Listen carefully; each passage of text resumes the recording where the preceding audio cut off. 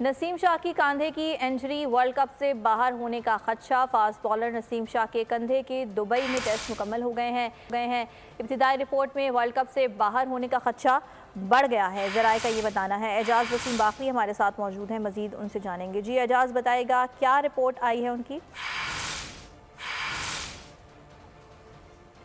Setback है कि fast bowler Naseem Shah के दुबई के अंदर स्कैन टेस्ट हुए हैं उनके कंधे की इंजरी के, और उन टेस्ट के अंदर ये इंकशाफ हुआ है कि नसीम शाह अगले 6 महीने तक क्रिकेट नहीं खेल सकते हैं। अलबत्ता पाकिस्तान क्रिकेट बोर्ड ने दुबई के स्कैन के ऊपर एतबार करने की बजाय उन रिपोर्ट्स को फौरी तौर पर इंग्लैंड भिजवाने का फैसला किया है।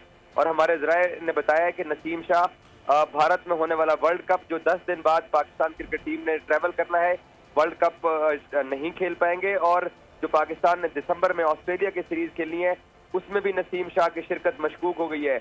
नसीम शाह भारत के खिलाफ जो रिजर्व डे के ऊपर बॉलिंग कर रहे थे, तो अपने कोटे का 9वां ओवर जब कराने आए तो उन्होंने पहला बॉल किया था तो उनको कंधे की तकलीफ हुई थी और उसके बाद उनको मैदान छोड़ के बाहर जाना पड़ा था। पहले यहाँ कोलंबो में उनके 2 टेस्ट हुए और उसके बाद दुबई में उतरने के बाद नसीम ने वहां पर स्कैन टेस्ट कराए, जहां पर उनके कंधे के नीचे पट्टों के अंदर भी तकलीफ बताई गई है, जो कि बहुत शदीद तकलीफ है, जिसके बायस पीसीबी ने अब उनको फौरी तौर पर लंदन रिपोर्ट भिजवाने का फैसला किया है। और ये एक सेटबैक है बाबर आजम की टीम के लिए कि उन टीम का अहम हथियार फास्ट बॉलर नसीम शाह अब वर्ल्ड कप मिस कर सकता है। जी ठीक है एजाज, अपडेट करने के लिए शुक्रिया।